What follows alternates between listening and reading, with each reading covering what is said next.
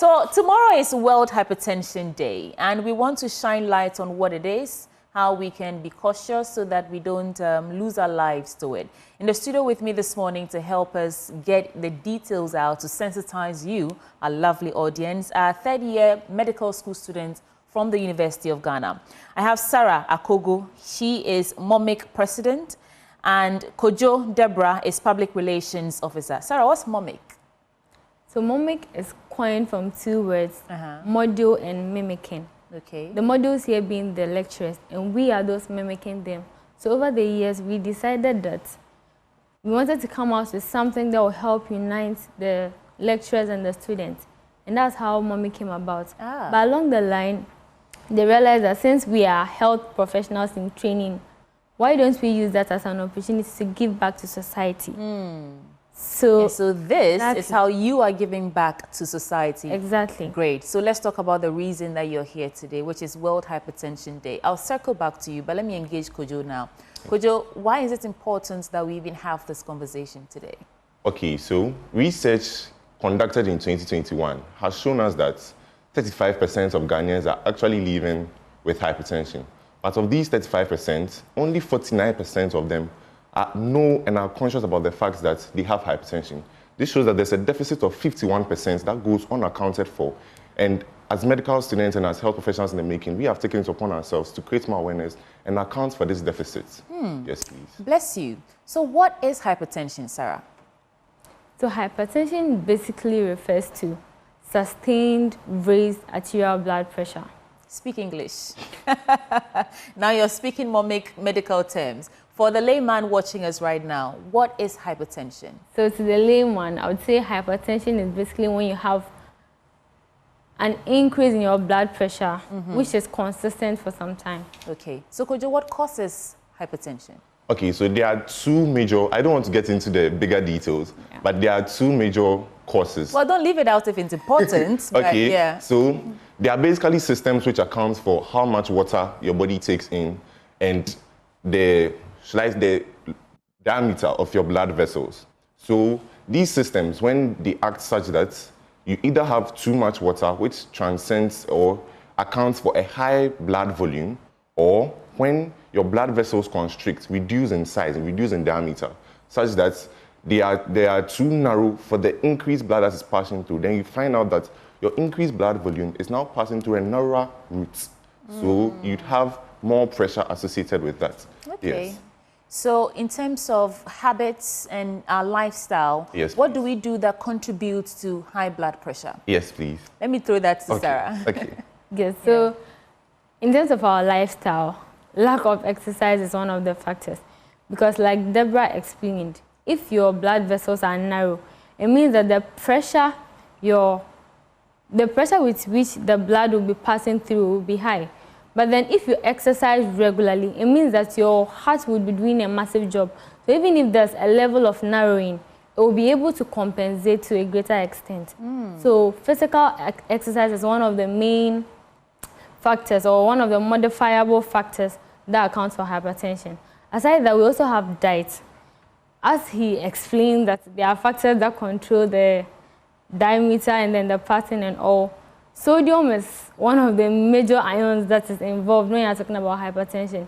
This is because retention of sodium causes water to be retained.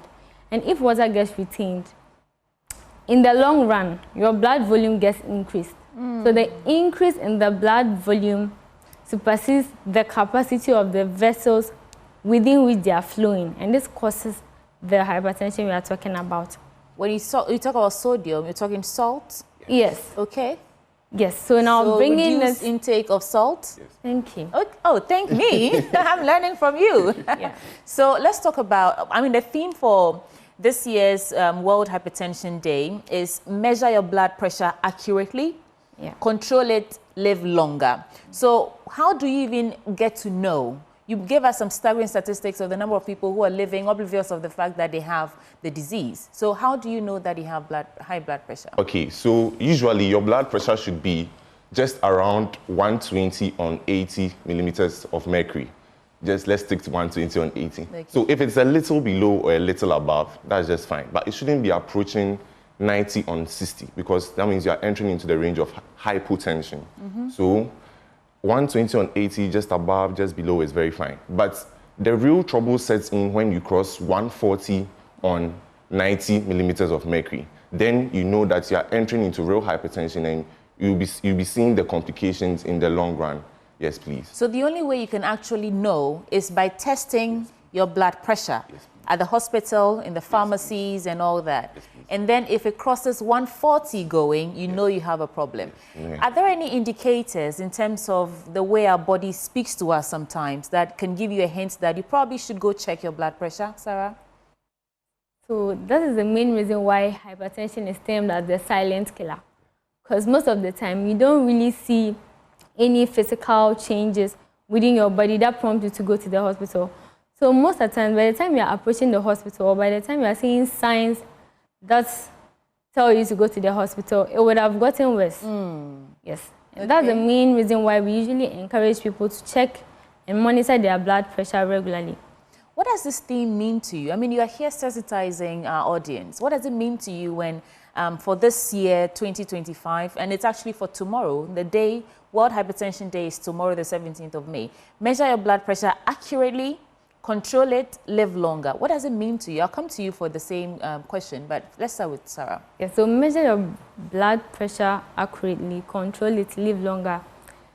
One of the main steps to reducing this whole hypertension thing is periodic monitoring of your blood pressure. This is because early detection will go a long way to solve most of the problems you have. If you're able to detect it early, the modifiable risk factors, that is your diet, physical exercise, smoking, and all those things, personally, you would be able to control them. And even if you have the non-modifiable risk factors like age predisposition, familial history of hypertension. Okay, let's try and speak English again. You are taking me back to the medical classroom. I don't like to be there. So you're saying that there are two types of risk factors. The modifiable one, that means that if you have it, you can manage your lifestyle so that it doesn't go out of proportion. And the other one is what? Non-modifiable. Okay, what does that mean? So non-modifiable risk factors are the factors you can't really do much about. An example is familial predisposition. So it has been you have observed a history in your family of high blood pressure. Okay. You are likely to also have high blood pressure. So something like that, you can't really do much about it. But your diet, physical exercise, smoking, it's personal, so you can control that. Okay, thank you for clarifying. So, Kojo, what about you? What does this theme mean to you? So, in my ideal world, everybody would have had a sphygmomanometer in their house to check their blood pressure daily or intermittently. But we all know that's not practical. So, what we are doing now is just to create awareness, just to sensitize everybody that you should have a conscious effort to always intermittently check your blood pressure. Once in a while, just enter a pharmacy or hospital. And the good news is that it doesn't cost very much. It's very subsidized. Most people take under 5 cedis, 2 cedis. It's just... That reminds me, I did a feature on a guy. His name is Nicholas. He carried a sphygmomanometer around in the market, checking the blood pressure for women in the market. I don't know where he is right now. If anyone knows his whereabouts, get back in touch. Let's do an assessment. So the good news is it's actually not expensive. So once in a while, just make that conscious effort, walk up to a hospital, a pharmacy, and do well to check your blood pressure. It's for all our benefits and for your benefits. We need everyone around and with us. Are there any activities you have lined up for tomorrow? Let's talk about that. Sarah? So for tomorrow, in collaboration with the cardiothoracic unit, there will be a screening exercise at Kolibu. Over the past months of the launch of the project, we have successfully conducted exercises at Mount Proby, Achimota Mall, and that was on 6th March, actually. Okay. Yes, and then Kokrobiti as well as Kolibu. So through these screening exercises and outreach campaigns, we've been able to reach up to about 500 people. We've been able to screen them and then sensitize them and educate them on the pros and cons of hypertension. Well done. You mean 500 people have benefited from your initiative to just reach out and give back to society? Yes. I like that. Anything else you want to add to that, Kojo? I just want to say that as a students' body, we have been able to, from our little corner, we've been able to reach about 500 people. So if we choose to tackle this on a larger scale, the statistics will speak for themselves and we'll be able to reach a good number of people. So we just want to show you that everybody should take a critical look at their blood pressure and all of us to make that conscious effort. Do you need help in terms of funds to help you maybe accelerate or increase the number of people you can accommodate? If you do, there's so many people watching us right now. Sarah, that's your camera right there. Yes, so this whole project is voluntary, it's charity. The class has to look for funds. We have to write to companies to get funds to sponsor all the screening exercises and awareness campaigns. So we'd really, really appreciate it if we are being offered help or any form of sponsorship. Aside the screening campaigns, we also intend to make a donation at the end of the project. We intend donating sphygmomanometers as well as glucometers to the cardiothoracic unit and then other centers to help manage the entire situation. So for those watching you right now, if they want to get in touch with you, how do they do that? Is there a number to call? Is there a website? Is there a number to call? Yes, there's a number. Please, let's get it out there. Okay, so you can call 055 766 2665. Again, last time. 055 766 2665. Well, thank you so much, Sarah. And I'll give you the last word, Kojo. Yes, please. So as my MOMIC president accurately said, we have taken the initiative to draw more attention to hypertension, and every help we can get will be very much appreciated. It is a laudable cause to support, so we do hope that it appeals to you and you support us in the long run. Thank you very much. That there is Kojo Deborah, Public Relations Officer for MOMIC, and the President, of course, Sarah Akogo, pretty Sarah Akogo. Yeah. And they are going to do a screening tomorrow to help celebrate World Hypertension Day. If you can, please do well to support them. Thank you all so much for coming. Thank you. Before we go, if you're looking for a home in a prime location, then Nesta's got some cool deals for you. They have properties in Tema Community 26, just behind the Palace Mall, and it offers a serene atmosphere, easy access to transportation routes, and social amenities.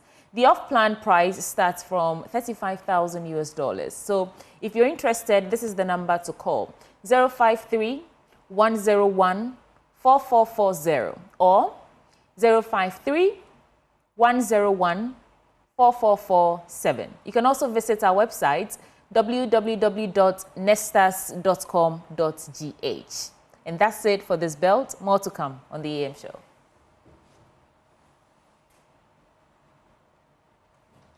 You're welcome.